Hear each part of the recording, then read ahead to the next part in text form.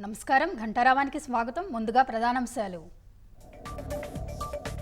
కుంభమేళాకు పోటెత్తుతున్న భక్తులు, ఇప్పటికే 50 కోట్లు దాటినట్లు ప్రకటన.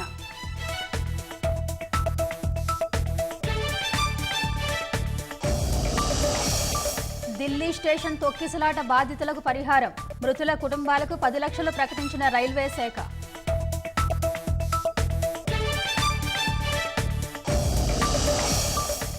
అనంత జిల్లా కళ్యాణదుర్గంలో నకిలీ ఎస్ఐ ఆగడాలు, డబ్బులు ఇవ్వాలంటూ వ్యాపారస్తులకు ఫోన్లో బెదిరింపులు.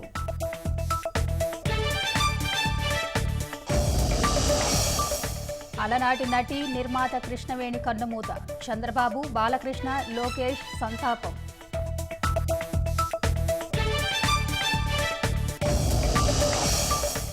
నూట 16 మంది అక్రమ వలసదారులతో వచ్చిన రెండో విమానం, నేడు యుఎస్ నుంచి మరికొందరు భారతీయుల్ని పంపే అవకాశం.